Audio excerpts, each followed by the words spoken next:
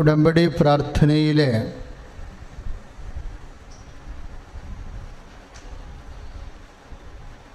നമ്മുടെ ജീവിതത്തിൻ്റെ ആവശ്യങ്ങൾ സമർപ്പിച്ച് കഴിയുമ്പോൾ എൻ്റെ മക്കൾക്ക് കുറച്ച് ആന്തരികമായ ബോധ്യങ്ങളുണ്ടായാൽ പെട്ടെന്ന് നമ്മുടെ വിഷയത്തിൻ്റെ മേൽ ദൈവം തീരുമാനമെടുക്കും.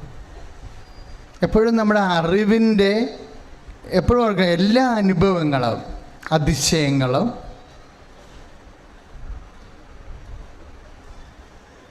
അറിവിന് ആനുപാതികമായിരിക്കും. അതുകൊണ്ടാണ് ഈ പ്രസംഗങ്ങൾ കേൾക്കണമെന്ന് പറയണത്.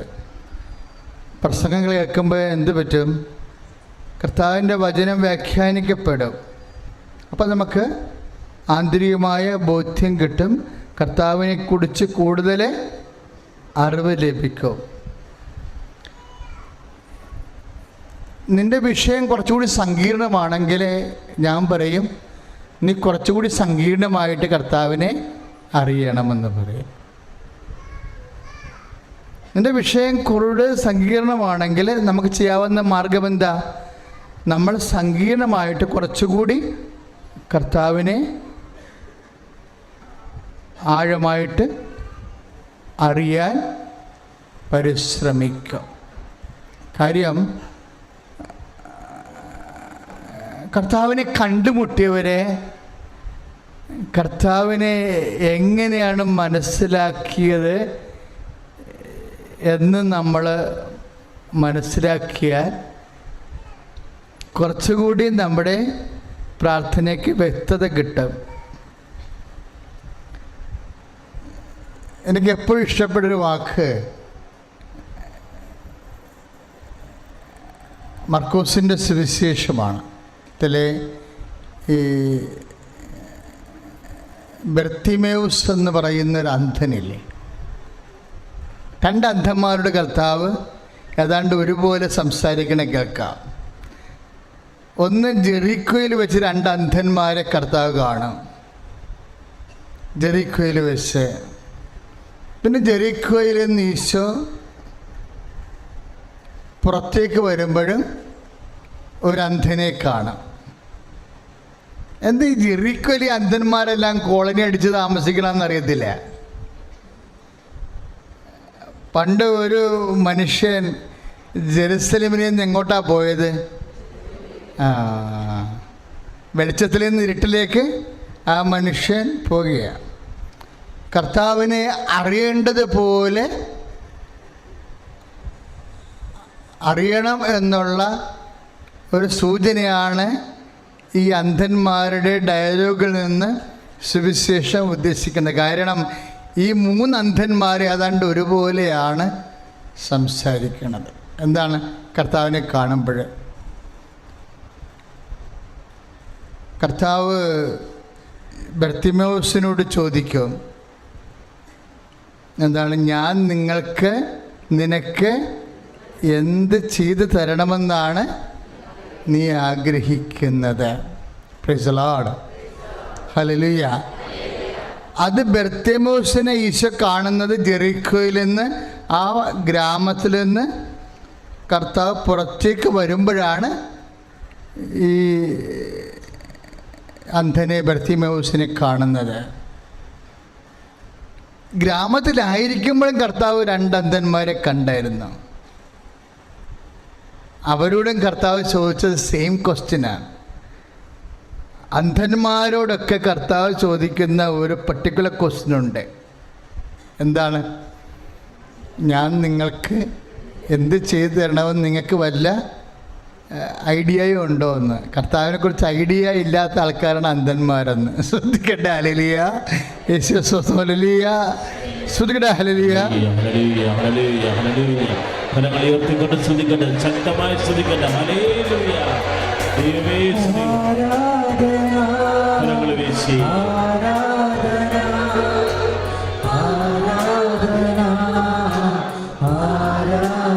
ചേർന്ന് പാടാം.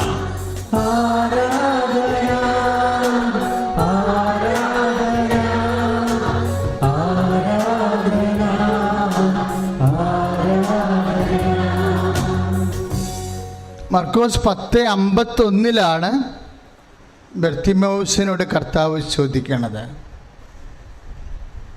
ബർത്തിമേവൂസ് അന്ധനാണ്. എന്താണ് ചോദിക്കുന്നത്? ഞാൻ നിനക്ക് എന്ത് ചെയ്തു തരണമെന്നാണ് നീ ആഗ്രഹിക്കുന്നത്?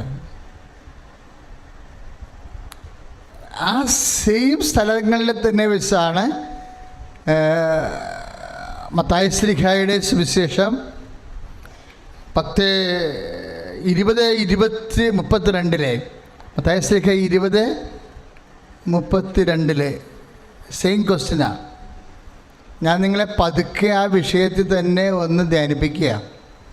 കാരണം എനിക്ക് ഇന്നലെയാണ് കർത്താവ് ഈ മെസ്സേജ് തന്നത്. ഇന്നലത്തെ പ്രാർത്ഥനയിലാണ് എനിക്ക് ഈ മെസ്സേജ് ഏറെക്കുറെ ഞാൻ എപ്പോഴും അങ്ങനെ ഇരുന്ന് പ്രാർത്ഥിച്ച പോർത്തു എന്തുകൊണ്ടാണ് സെയിം ക്വസ്റ്റ്യൻ അന്ധന്മാരോട് ചോദിക്കണമെന്ന്. അന്ധന്മാരോട് ചോദിക്കാൻ പറ്റിയ ദൈവത്തിൻ്റെ ഒരു ചോദ്യമാണത്. ആ ചോദ്യത്തിന് ഉത്തരം നമുക്ക് വ്യക്തത കിട്ടാത്തിടത്തോളം കാലം ദൈവ തിരുസന്നിധിയിൽ നമ്മൾ അന്ധന്മാരായിട്ട് തുടരും. പറഞ്ഞ മനസ്സിലായില്ലേ? 2 അന്ധന്മാരോടും 3 അന്ധന്മാരോടും ഈശോ മത്തായി ശ്ലീഹായുടെ സുവിശേഷം 20:32 20:32 2 അന്ധന്മാരോട് ജെറിക്കോയിൽ വെച്ച് കർത്താവ് ചോദിക്കുന്നു. എന്താ ചോദിക്കണത്? ഞാൻ നിനക്ക് പറഞ്ഞ് എന്ത് ചെയ്ത് തരണമെന്നാണ് വരുമ്പോൾ ബർത്തിമേവൂസ് എന്ന അന്ധനോട് കർത്താവ് ചോദിക്കണത്. അത് 10:51 മർക്കോസിൻ്റെ സുവിശേഷം. ഞാൻ നിനക്ക് എന്ത് ചെയ്തു തരണമെന്നാണ് നീ ആഗ്രഹിക്കണത്. സുവിശേഷം ഭയങ്കരമായ ഒരു ജ്ഞാനഗ്രന്ഥമാണ്. ഇപ്പോൾ എത്രയോ വർഷമായി, ഞാൻ ഏതാണ്ട് 75 മുതൽ ആണ് എനിക്ക് സുവിശേഷം പരിചയം കിട്ടിയത്. അന്ന് മുതൽ ഇന്ന് വരെ വായിച്ചിട്ട് ഇന്നലെ അല്ലേ ഈ ചോദ്യത്തിൻ്റെ സാധർമ്മ്യം പിടികിട്ടണത്. എത്ര വർഷമായി? 75 പോയിട്ട് 44 വർഷം കഴിഞ്ഞിട്ടല്ലേ ബൈബിൾ വായിക്കാൻ തുടങ്ങി. 44 വർഷം കഴിഞ്ഞിട്ടാണ് ഈ 2 അന്ധന്മാരോട് സെയിം ക്വസ്റ്റ്യനാണ് കർത്താവ് ചോദിച്ചതെന്നുള്ള തിരിച്ചറിവ് കിട്ടുന്നത്. എന്തുകൊണ്ടാണ്? അതാണ് ആ ചോദ്യം. അതായത് എൻ്റെ മക്കൾക്ക് ഇപ്പോൾ ഒത്തിരി പ്രശ്നങ്ങൾ നിങ്ങൾക്കുണ്ട്.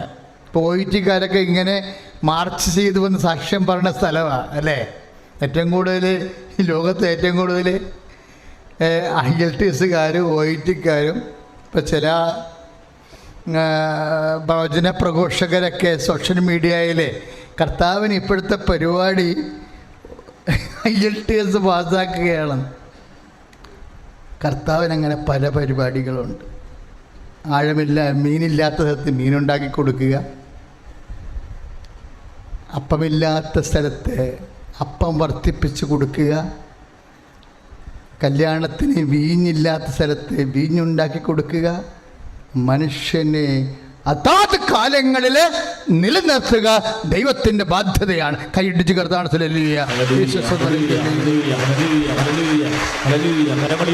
ശ്രദ്ധിക്കട്ടെ, അതിശക്തമായി ശ്രദ്ധിക്കട്ടെ.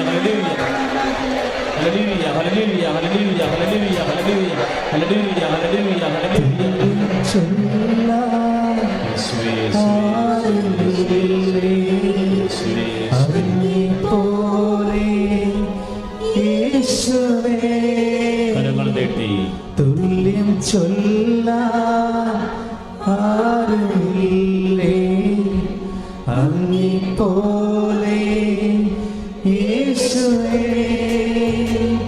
ജീവനേ സ്വന്തമേ അങ്ങേ മാറിച്ചാരുന്നു ഞാൻ. പരിശുദ്ധ പരമ ദിവ്യകാരുണ്യത്തിന് ഉടമ്പടി ശരിക്കും മനുഷ്യൻ്റെ ഭൗതിക സമ്മർദ്ദത്തിനുള്ള ദൈവത്തിൻ്റെ സമാശ്വാസ നടപടിയാണ്. അതുകൊണ്ടാണ് ഉടമ്പടിയെക്കുറിച്ച് കുറച്ച് ബോധം ഉണ്ടാകണം, നല്ലതാണ്. കാര്യം ഉടമ്പടി നമ്മളുടെ എന്ത് ഉടമ്പടിയാണ്? മരിയൻ ഉടമ്പടിയാണ്. അവർക്ക് വീഞ്ഞില്ല എന്ന് പറയുമ്പോഴേ അമ്മമാതാവിനോട് ഈശോ പറയും, അത് നിനക്കും എന്ത്, എൻ്റെ സമയം ഇനി ആയിട്ടില്ല. ആകാത്ത സമയമാക്കിയെടുക്കാൻ, നടക്കാത്ത കാര്യം നടത്തിയെടുക്കാൻ അമ്മയുടെ ബോധജ്ഞാനത്തെ തെളിഞ്ഞ് ദൈവം കൊടുത്ത ഒരു മാർഗമാണ്. എന്താണ്? അവൻ പറയണത് പോലെ ചെയ്യുക. അവൻ പറയണ 6 കാര്യങ്ങൾ 3 മാസം കൂടുമ്പോൾ നമ്മൾ ചേഞ്ച് ചെയ്തുകൊണ്ട് നമ്മൾ, എനിക്കറിയാവോ, ഇന്നൊക്കെ ഒരു ചാവറ അച്ഛനാകാനോ അൽഫോൻസ ആകാനോ ഒരു ജന്മം ജീവിക്കേണ്ട കാര്യമില്ല. 5 മാസം ജീവിച്ചാൽ മതി. ഇന്നൊരു വിശുദ്ധ ചാവറ അച്ഛനാകാനോ ഒരു അൽഫോൻസമ്മ ആകാനോ നമ്മളൊരു ജന്മം ഇവിടെ ജീവിക്കേണ്ട കാര്യമില്ല. ഈ ഉടമ്പടി പ്രോസസ്സിലൂടെ ഇപ്പം നമുക്കറിയാമല്ലോ 6 കാര്യങ്ങൾ നമ്മൾ ചെയ്യുന്നു ഇല്ലേ, ഒരു 3 മാസം കൊണ്ട്. അടുത്ത 3 മാസം കഴിയുമ്പോൾ ഉടമ്പടി പുതുക്കുന്നു. അപ്പോൾ വേറെ 6 കാര്യങ്ങളാണ് നമ്മൾ ഏറ്റെടുക്കുക ചെയ്യാൻ പോണത് ഇല്ലേ, വേറെ 6 കാര്യങ്ങളാണ്. ഇപ്പം ഇപ്പം ആദ്യത്തെ അവൻ പറയണതനുസരിച്ച് കൊണ്ട് ഈ ആദ്യത്തെ 3 മാസം 90 ദിവസം ഉടമ്പടിയുടെ 1-ാം ഘട്ടം. അപ്പോഴും നമ്മൾ രോഗികളെ അവരെ ചികിത്സിച്ചു, അവരെ ശുശ്രൂഷിച്ചു. അപ്പോൾ നമ്മൾ വസ്ത്രമില്ലാത്തവർക്ക് വസ്ത്രം കൊടുത്തു എന്നുണ്ടെങ്കിൽ ആ 90-ന്റെ 1-ാം ഘട്ടം കഴിയുമ്പോൾ 2-ാം ഘട്ടത്തിലേക്ക് പ്രവേശിക്കുമ്പോൾ നമ്മൾ അതിനേക്കാൾ വലിയ കാര്യങ്ങൾ ചെയ്യാൻ വേണ്ടി കർത്താവിനോട് പ്രാർത്ഥിക്കണം.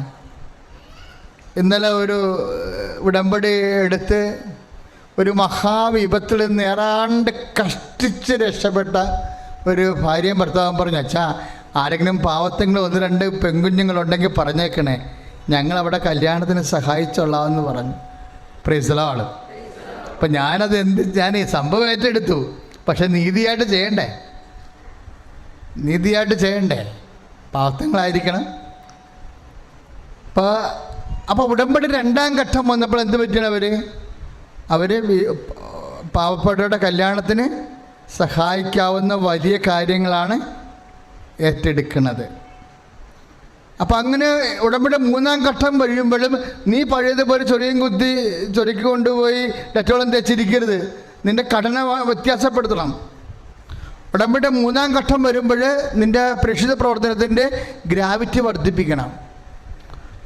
ഉടമ്പടി 4-ാം ഘട്ടം നീല പേപ്പർ എന്നൊക്കെ പറയുമ്പോൾ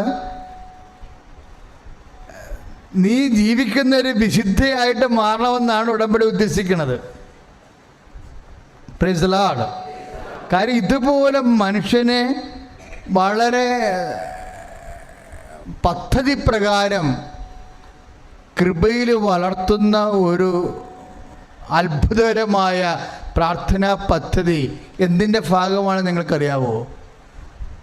സത്യമായിട്ടും അമ്മ പ്രത്യക്ഷപ്പെടാൻ ഭാഗമായിട്ട് നമുക്ക് കിട്ടിയതാണത്. കാര്യം ആ പരിശുദ്ധ അമ്മ പ്രത്യക്ഷപ്പെടുന്ന ആരാ കണ്ടത്? ഞാൻ മാത്രമേ കണ്ടിട്ടുള്ളൂ. ഇനിയിപ്പം നിങ്ങളൊക്കെ കാണുമായിരിക്കും. കാര്യം അങ്ങനെയല്ലേ ഇത് അവസാനിക്കത്തുള്ളൂ. ഇപ്പം വിടാൻ തുടങ്ങി ആൾക്കാർ കാണാൻ തുടങ്ങിയിട്ടുണ്ട് ഇല്ല. ഇപ്പം എത്തനേണ്ട 10-12 സാക്ഷ്യമായി. കൃപാസന അമ്മയെ എൻ്റെ മുറിയിൽ ഞാൻ കണ്ടുവെന്നും പറഞ്ഞ് സാക്ഷ്യം പറയുന്നത്. അതിന് കൂടി വരികയുള്ളൂ. പക്ഷേ നമ്മൾ ഉടമ്പടി വരുന്ന സാക്ഷ്യങ്ങൾ എന്താ?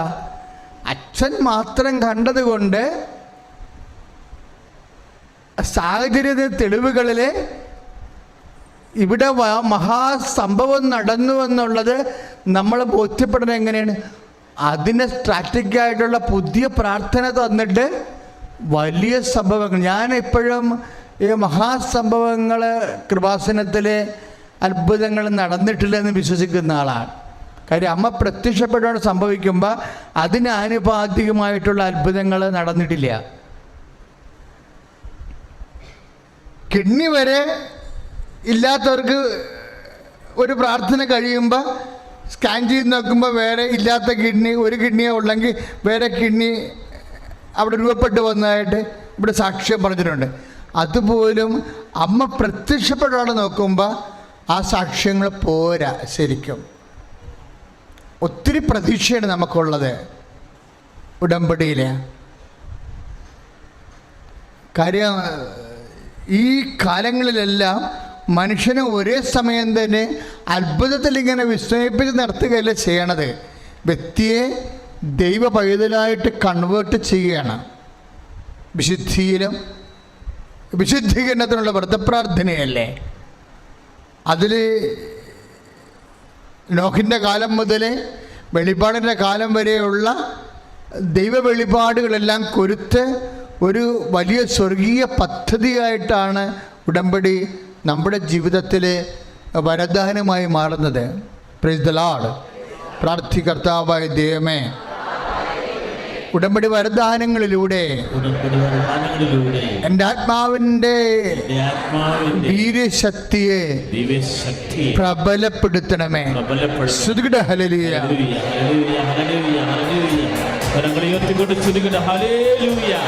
കൃപാസനം മാതാവിന് ഒരുപാട് നന്ദി. റോമക്കാർക്ക് എഴുതിയ ലേഖനം 8-ാം അധ്യായം 28-ാം വാക്യം.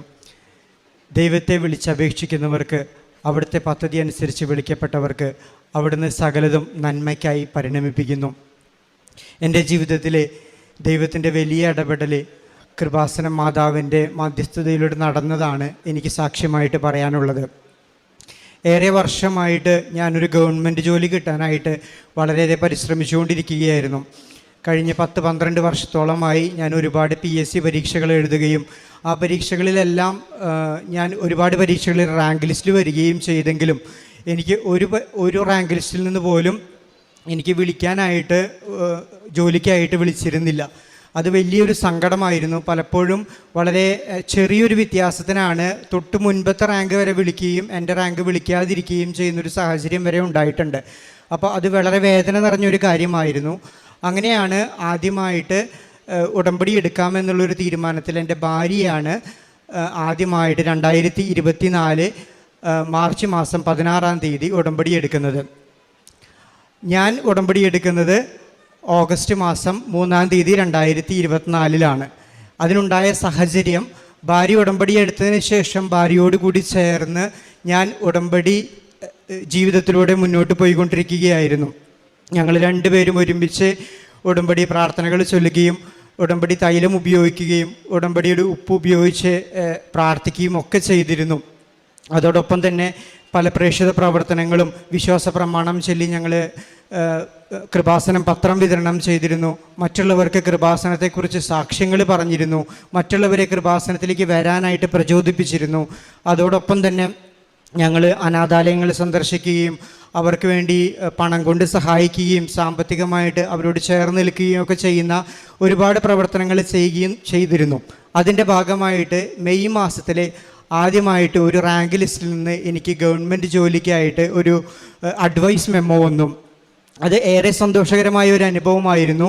അങ്ങനെ ഞാൻ ആ ജോലിയിൽ ജോയിൻ ചെയ്തു. വളരെ സന്തോഷത്തോടു കൂടി അത് ജോയിൻ ചെയ്തെങ്കിലും മനസ്സിലായത് ആ സ്ഥാപനം ഏറെ സാമ്പത്തികമായി ഞെരുക്കത്തിലായിരുന്ന ഒരു സ്ഥാപനമായിരുന്നു. അതുകൊണ്ട് തന്നെ ഗവൺമെൻറ് ജോലി ലഭിച്ചൊരു സന്തോഷമുണ്ടെങ്കിലും അതിൽ നിന്ന് ശമ്പളം കിട്ടാത്തൊരു സാഹചര്യത്തിലേക്ക് പോകുന്ന ഒരു വലിയ വിഷമകരമായ ഒരു സന്ധിയിലേക്ക് കടന്നു പോവുകയും ചെയ്തു. പക്ഷേ കൃപാസനം മാതാവ് എനിക്ക് തന്ന ജോലി ആയതുകൊണ്ട് തന്നെ ആ സഹനം വലിയൊരു വിജയമായി മാറുമെന്നുള്ള വലിയ വിശ്വാസം ഞങ്ങൾക്കുണ്ടായിരുന്നു. അങ്ങനെ കൃപാസനം മാതാവിനോടുള്ള ആ പ്രാർത്ഥനയിൽ ഉറച്ചു നിന്നുകൊണ്ട്, ആ ഉടമ്പടിയിൽ ഉറച്ചു നിന്നുകൊണ്ട് ഞങ്ങൾ മുന്നോട്ട് പോവുക തന്നെ ചെയ്തു. അങ്ങനെ തിരുവനന്തപുരത്തുള്ള ഞാൻ ആ ജോലിയിൽ ഞാൻ അവിടെ താമസിച്ചാണ് ജോലി ചെയ്തുകൊണ്ടിരുന്നത്. അങ്ങനെ ഒരു ദിവസം ഞാൻ എല്ലാ ദിവസവും രാവിലെ വിശുദ്ധ കുർബാനയ്ക്ക് പോയതിന് ശേഷം ഞാൻ മലയാള മനോരമ ദിനപത്രമാണ് വായിക്കാറുള്ളത്. ദിനപത്രം വായിച്ചപ്പോൾ അതിലൊരു പരസ്യം കണ്ടു. ഒരു ഗവൺമെൻറ് സ്ഥാപനത്തിലേക്ക് ഒരു പ്രത്യേക പോസ്റ്റിലേക്ക് മാനേജർ പേഴ്സണൽ എന്ന് പറയുന്ന ഒരു വലിയ തസ്തികയിലേക്കുള്ളൊരു ജോലിക്കായുള്ള പരസ്യമായിരുന്നു. അത് വായിച്ചപ്പോൾ എനിക്ക് തോന്നി ഈ ക്വാളിഫിക്കേഷൻ എനിക്കുണ്ടെങ്കിലും ഇത് അപ്ലൈ ചെയ്താൽ എനിക്കൊന്നും കിട്ടാനായിട്ട് സാധ്യതയില്ല എന്ന് തോന്നിയതുകൊണ്ട് ഞാൻ ആ പത്രം അവിടെ മടക്കി വെച്ച് ഞാൻ റൂമിലേക്ക് പോയി. ഞാൻ ജോലിക്ക് വേണ്ടി കുളിച്ച് തയ്യാറായി താഴേക്ക് ഇറങ്ങി വന്ന് ജോലിക്ക് പോകാനായിട്ട് ഒരുങ്ങുമ്പോൾ സ്റ്റെയർ കേസ് ഇറങ്ങുന്ന സമയത്ത് മാതാവിൻ്റെ വലിയൊരു പ്രചോദനം എനിക്കുണ്ടായി. നീ ആ പത്രം ഒന്നും കൂടി എടുത്ത് വായിച്ചു നോക്കൂ, നീ അതിൻ്റെ ആ ജോലിയിലേക്ക് ഒന്ന് അപ്ലൈ ചെയ്യുമെന്നിങ്ങനെ കണ്ടിന്യൂസ് ആയിട്ട് പറഞ്ഞുകൊണ്ടിരിക്കുകയാണ്. ഞാൻ ആ ഹോസ്റ്റലിൽ നിന്ന് പുറത്തേക്ക് ഇറങ്ങി ഗേറ്റ് കടന്നെങ്കിലും മാതാവ് ഇങ്ങനെ വീണ്ടും വീണ്ടും പറയുന്നതുകൊണ്ട് തന്നെ ഞാൻ തിരിച്ചു വന്ന് ആ പത്രം തുറന്ന് ആ ഭാഗം ഞാൻ ഫോട്ടോ എടുത്ത് കൊണ്ടുപോയി. അങ്ങനെ ഞാൻ അവിടെ അന്ന് തന്നെ ആ ജോലിയിൽ അപ്ലൈ ചെയ്തു. അത് അപ്ലൈ ചെയ്തെങ്കിലും ഞാനത് മറന്നുപോയി. കാരണം അത് കിട്ടാനായിട്ടുള്ള സാധ്യതയൊന്നും ഇല്ലാത്തൊരു ജോലിയായിരുന്നു. ഇത് വിളിക്കുമെന്നൊരു പ്രതീക്ഷ ഉണ്ടായിരുന്നില്ല. പക്ഷേ അത്ഭുതം എന്നോണം എനിക്ക് ആ ജോലിയിൽ ഇൻ്റർവ്യൂ കോൾ വന്നു. ഇൻ്റർവ്യൂ കോൾ വന്നപ്പോൾ തന്നെ വലിയ അതിശയമായിരുന്നു. അങ്ങനെ ഞാൻ ആ ജോലിയെ പറ്റി അന്വേഷിച്ചപ്പോൾ അത് വലിയൊരു സ്ഥാപനമാണ്. 500ഓളം എംപ്ലോയീസ് ജോലി ചെയ്യുന്ന ഒരു സ്ഥാപനത്തിൽ പേഴ്സണൽ ഡിപ്പാർട്ട്മെൻറ്റിൻ്റെ ഹെഡ് ഓഫ് ദി ഡിപ്പാർട്ട്മെൻ്റ് ആയിട്ടാണ് ആ തസ്തിക വരുന്നത്. അത് കിട്ടുക എന്ന് പറയുന്നത് വലിയൊരു ശ്രമകരമായ ഒരു കാര്യം തന്നെയാണ് എന്ന് മനസ്സിലായി. എന്നിരുന്നാലും ഞാൻ ഇൻ്റർവ്യൂവിന് വേണ്ടി തയ്യാറായി. കൃപാസനം മാതാവിനോട് പ്രാർത്ഥിച്ചുകൊണ്ടിരുന്നു. ഉടമ്പടി തൈലവും മറ്റ് ഉടമ്പടി വസ്തുക്കളും ഒക്കെ ഉപയോഗിച്ച് പ്രാർത്ഥിച്ചുകൊണ്ടിരുന്നു. പ്രേക്ഷിത പ്രവർത്തനങ്ങൾ തുടർന്നുകൊണ്ടിരുന്നു. അങ്ങനെ ഇൻ്റർവ്യൂവിന് ഞാൻ പോകുമ്പോൾ ഉടമ്പടി തൈലം ഉപയോഗിച്ച് പ്രാർത്ഥിച്ചാണ് ഞാൻ ഇൻ്റർവ്യൂവിന് സർട്ടിഫിക്കറ്റ് വെരിഫിക്കേഷനായിട്ട് കയറാനായിട്ട് പോകുന്നത്. മാതാവിൻ്റെ കാശുരൂപം എപ്പോഴും എൻ്റെ നെഞ്ചോട് ചേർത്ത് ഞാൻ വെച്ചിട്ടുണ്ടായിരുന്നു, മാതാവ് എനിക്ക് വേണ്ടി മാധ്യസ്ഥം വഹിക്കാനായിട്ട്. അങ്ങനെ അവിടെ സർട്ടിഫിക്കറ്റ് വെരിഫിക്കേഷൻ ചെന്നപ്പോഴാണ് മറ്റൊരു കാര്യം ഞാൻ അറിയുന്നത്. അതിന് എൻ്റെ കൂടെ ഇൻ്റർവ്യൂവിനായിട്ട് വന്നിട്ടുള്ളത് അവിടെ തന്നെ മുൻപ് 8 വർഷം ജോലി ചെയ്ത് എക്സ്പീരിയൻസ് ഉള്ള ഒരു വ്യക്തിയായിരുന്നു. അതുകൊണ്ട് തന്നെ എനിക്ക് ആ ജോലി കിട്ടുക എന്ന് പറയുന്നത് യാതൊരു സാധ്യതയില്ലാത്ത കാര്യമായിട്ട് എനിക്ക് അപ്പോൾ തന്നെ മനസ്സിലായി. എന്നിരുന്നാലും കൃപാസന മാതാവിൻ്റെ വലിയൊരു മാധ്യസ്ഥം എനിക്കുണ്ടെന്ന് ഞാൻ വിശ്വസിച്ചിരുന്നു. അങ്ങനെ ഞാൻ മാതാവിനോട് പ്രാർത്ഥിച്ചുകൊണ്ട് ഞാൻ ആ ഇൻ്റർവ്യൂവിൽ അറ്റൻഡ് ചെയ്തു. ഇൻ്റർവ്യൂ പല ചോദ്യങ്ങളും, ഏറെ വിഷമകരമായ പല ചോദ്യങ്ങളും അതിൽ ചോദിച്ചെങ്കിലും ഞാൻ എങ്ങനെയാണ് അതിന് ഉത്തരം പറഞ്ഞതെന്ന് എനിക്ക് ഇപ്പോഴും അറിയില്ല. കാരണം കൃപാസന മാതാവ് എന്നോടുകൂടെ ചേർന്നിരുന്നു കൊണ്ട് പല ചോദ്യങ്ങൾക്കും എനിക്ക് വേണ്ടി ഉത്തരം പറഞ്ഞു എന്നാണ് ഞാൻ വിശ്വസിക്കുന്നത്. അങ്ങനെ മാതാവിൻ്റെ വലിയ സഹായത്തോടു കൂടി ഞാൻ ആ ഇൻ്റർവ്യൂ വളരെ നന്നായിട്ട് പെർഫോം ചെയ്ത് ഞാൻ പുറത്തിറങ്ങിയപ്പോൾ അവിടെയുള്ള മറ്റുള്ളവരോട് സംസാരിച്ചപ്പോൾ അവർ പറഞ്ഞു, താങ്കൾക്ക് ഈ ജോലി കിട്ടാനായിട്ട് യാതൊരു സാധ്യതയില്ല. കാരണം ഇത് രാഷ്ട്രീയമായ സ്വാധീനമുള്ളവർക്കും അതുപോലെ തന്നെ ഇവിടെ ഓൾറെഡി ജോലി ചെയ്ത ആൾക്ക് തന്നെയാണ് ഇത് കിട്ടാനായിട്ട് സാധ്യതയുള്ളതെന്ന് പറഞ്ഞു. അപ്പോൾ വലിയ നിരാശയാണെങ്കിലും മാതാവിൻ്റെ വലിയ സഹായം ഉണ്ടാവുമെന്നുള്ളൊരു പ്രതീക്ഷയോടുകൂടി ഞാൻ തിരിച്ചു പോന്നു. അവിടെ നിന്ന് ഒരു 3 ആഴ്ച കഴിഞ്ഞപ്പോൾ എനിക്ക് ഒരു കോള് വന്നു ഓഫീസിൽ നിന്ന്, താങ്കൾ ഷോർട്ട് ലിസ്റ്റഡ് ആയിട്ടുണ്ട്, ഇത് ഗവൺമെൻറ്റിലേക്ക് അയക്കാനായിട്ട് പോവുകയാണ്. ഇത് സാധാരണ നിലയ്ക്ക് 1.5 വർഷം മുതൽ 1 വർഷം വരെ, 1.5 വർഷമെങ്കിലും ചുരുങ്ങിയതെടുക്കും, ചിലപ്പോൾ 1 വർഷം എടുക്കും, ഉള്ളിൽ ആവാം, നിങ്ങൾ പ്രാർത്ഥിച്ചോളൂ എന്നാണ് പറഞ്ഞത്. അങ്ങനെ ഞങ്ങൾ വീണ്ടും പ്രാർത്ഥനയിൽ തുടർന്നു. 1 വർഷത്തോളം എടുക്കുമെന്നുള്ള രീതിയിലാണ് ഞങ്ങൾ മുന്നോട്ട് പോയിക്കൊണ്ടിരുന്നത്. എന്നാൽ 1.5 മാസം കഴിഞ്ഞപ്പോൾ തന്നെ എനിക്ക് സർക്കാരിൻ്റെ ഉത്തരവ് കിട്ടി എന്ന് പറഞ്ഞ് എനിക്ക് ഒരു കോള് വരികയും ആ സർക്കാരിൻ്റെ ഉത്തരവ് എനിക്ക് അയച്ചിരിക്കുകയും ചെയ്തു. അത് മാതാവിൻ്റെ വലിയ ഇടപെടലാണ്. കാരണം 1 വർഷം കൊണ്ട് ലഭിക്കുമെന്ന് പറഞ്ഞത് വെറും 1.5 മാസം കൊണ്ടാണ് എനിക്ക് ആ സർക്കാരിൻ്റെ ഉത്തരവ് ലഭിച്ച് ഞാൻ നവംബർ മാസത്തിൽ ആ ജോലിയിൽ പ്രവേശിച്ചു. ജോലിയിൽ ചെല്ലുമ്പോൾ അവിടെ എല്ലാവരും എന്നെ വലിയ ആശ്ചര്യത്തോടു കൂടിയാണ് വരവേറ്റത്. കാരണം അവർ ചോദിച്ചു, ഇത്രയും സീനിയർ പൊസിഷനിൽ ഇതിനു മുൻപ് ഒരുപാട് മാനേജേഴ്സ് വന്നിട്ടുണ്ടെങ്കിലും ഇതുവരെ ആരും 1.5 മാസം കൊണ്ട് ഇവിടെ വന്നതായിട്ട് ഞങ്ങൾക്ക് അറിവില്ല. സാറിന് എന്തെങ്കിലും രാഷ്ട്രീയമായ സ്വാധീനം ഉണ്ടായിരുന്നോ ഇത്രയും പെട്ടെന്ന് വരാനായിട്ട് എന്നാണ് എന്നോട് ചോദിച്ചത്. പക്ഷേ രാഷ്ട്രീയമായ സ്വാധീനമല്ല, എൻ്റെ കൃപാസന മാതാവിൻ്റെ സ്വാധീനമാണ് അതിൻ്റെ പുറകിലുണ്ടായിരുന്നതെന്ന് ഞാൻ പൂർണ്ണമായിട്ട് വിശ്വസിക്കുകയാണ്. അതുകൊണ്ട് തന്നെ എൻ്റെ ജീവിതം മുഴുവൻ കൃപാസന മാതാവിനോട് ചേർന്ന് നിന്നുകൊണ്ട് മാതാവ് പറഞ്ഞതുപോലെ, അവൻ പറയുന്നത് പോലെ ചെയ്യുക എന്ന് പറഞ്ഞ പോലെ, എൻ്റെ ഈശോ പറയുന്നത് പോലെ ചെയ്യാനായിട്ടുള്ള വലിയൊരു സാക്ഷ്യമായിട്ട് എൻ്റെ ജീവിതത്തിൽ ഇത് എന്നും നിലനിൽക്കുകയാണ്. ഇന്ന് ഞാൻ എൻ്റെ ജീവിതം, എൻ്റെ ഉടമ്പടിക്ക് മുൻപുള്ള ജീവിതം സാധാരണ ഒരു ക്രൈസ്തവ ജീവിതം മാത്രമായിരുന്നെങ്കിൽ ഇന്നത്തെ എൻ്റെ ക്രൈസ്തവ ജീവിതം എന്ന് പറയുന്നത് ഉടമ്പടിയിൽ അടിയുറച്ച് വിശ്വസിച്ചുകൊണ്ട് ഏറ്റവും തീക്ഷ്ണതയോടുകൂടി എങ്ങനെ മാതാവ് പറഞ്ഞതുപോലെ ഈശോയെ പോലെ, ഈശോ പറയുന്നത് പോലെ ജീവിക്കാൻ എങ്ങനെ സാധിക്കുമെന്ന് ചിന്തിച്ചുകൊണ്ടാണ് ഞാൻ ഓരോ നിമിഷവും മുന്നോട്ട് പോകുന്നത്.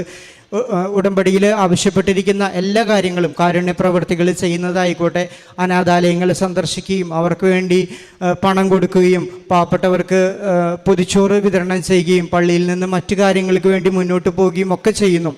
അതോടൊപ്പം തന്നെ കൃപാസന മാതാവിൻ്റെ വലിയ സാക്ഷ്യത്തെക്കുറിച്ച് ഞാൻ എല്ലാവരോടും എൻ്റെ അനുഭവം, ജീവിതാനുഭവം പങ്കുവെച്ചുകൊണ്ട് അവരെ എല്ലാവരെയും കൃപാസനത്തിലേക്ക് ഞാൻ ക്ഷണിക്കാറുണ്ട്.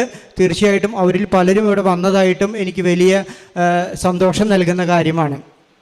അതുപോലെ തന്നെ വിശ്വാസ പ്രമാണം ചൊല്ലിക്കൊണ്ട് ഞങ്ങളെല്ലാവർക്കും കൃപാസനം പത്രം വിതരണം ചെയ്യാറുണ്ട്.